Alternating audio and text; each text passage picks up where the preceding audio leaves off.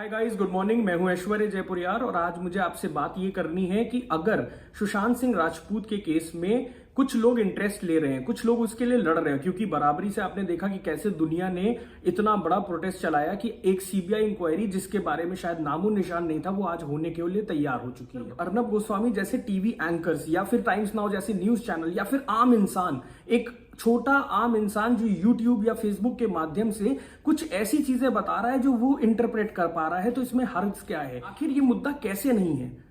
जब सुशांत की इतनी सारी खबरों में ये पता चलता है कि उनके पैर में चोट थी या फिर उनको बहुत सारे मार के निशान थे, इवन उनकी बॉडी में पैरालिसिस इफेक्ट हुआ था जिसकी वजह से शायद वो उंगलियां हिल रही थी, जो कि उस समय लगा था कि एक हो सकता है कैमरे का एंगल की वजह से। कुछ लोगों का एजेंडा ये क्यों बन गया है कि जो लोग भी सुशांत सिंह राजपूत के मामले में जस्टिस सर्व कराना चाहते हैं या फिर प्रोटेस्ट में पार्ट ले रहे हैं, उनको चुप कराने का, क्योंकि 135 करोड़ की घनी आबादी में कुछ लोग ही हैं जो फैंस हैं उनके या फिर फैमिली मेंबर हैं या फिर उनको किसी भी माध्यम से जानते हैं, बुजुर्ग हैं, बच्चे हैं, बूढ़े हैं, कुछ भी। वो पट्टा तो एक ऐसी थ्योरी है कि मैं शुक्र मनाता हूं कि किसी ने वो वीडियो उस दिन शूट की थी या फिर वो फोटो शूट की। वो गले का पट्टा जिसमें एक छोटे से बक्कल का निशान है, वो उस एक छोटे से स्पार्क की वजह से आज ये आग भड़क गई है। और आग भड़कने के बाद जब इसको एक गति मिल सकती है तो कई सारे लोगों को देख रहा हूं मैं, जो अपने आप को देशभक्त और दुनिया जहान सब बताते हैं, वो सब लोग भी आज इस एजेंडे में शामिल हो गए कि नहीं, उन लोगों को हमें चुप कराना है,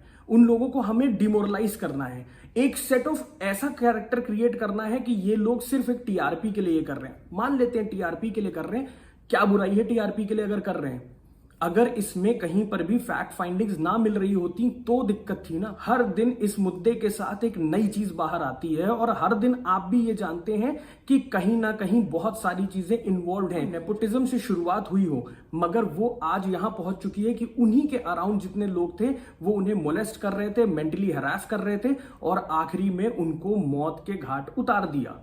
क्योंकि अभी तक तो यही हो सकता है कि मौत के घाट उतार दिया, क्योंकि कोई कॉपरेशन नहीं है, हर चीज बहुत ही डाइसी है, हर चीज बहुत ही मेसी है। सुशांत सिंह राजपूत के डेथ के बाद 4 दिन बाद महज महेश भट्ट का जब बर्थडे आता है तो रिया का एक मैसेज सर्कुलेट हो रहा है जिसमें उन्होंने बहुत ही दिल आत्मीयता से उनको विश किया, आई लव यू बोला। एक लड़की जिसने 1 महीने से ये बताया कि मैं बहुत ही डेड शॉक में थी, वो लड़की बहुत आम तरीके से सारी चीजें कर रही थी। वो डाउटफुल है और अगर नहीं है तो लेट अस प्रूफ, और हम देंगे प्रूफ और हम दे रहे हैं बराबर प्रूफ। और हम का मतलब है हम सब आम लोग जो सिर्फ इस केस को देख के उसमें से इंटरप्रेट कर रहे हैं। आपको तो यकीन मानना चाहिए कि भारत कितना सजग हो चुका है कि चीजों को देख के एनालाइज कर लिया है कि लोग कुछ देख के इंटरप्रेट कर सकते हैं वो मैसेज जो शायद अंधे देखना भी नहीं चाह रहे हैं। कृपया करके कोई भी मुहिम चल रही है ना तो उसका पार्ट नहीं बन सकते तो एटलीस्ट उसको डिमोरलाइज ना करिए। वो एक छोटा सा पार्ट है जिसको करने दीजिए। जो लोग किसी भी चीज के लिए लड़ रहे हैं इसका मतलब है कि वो कुछ ना कुछ हल लेके आएंगे, आप बस इंतजार कीजिए। आपको जरूर इसमें बहुत सारी चीजें गुत्थी की तरह दिखेंगी, आप भी देखो।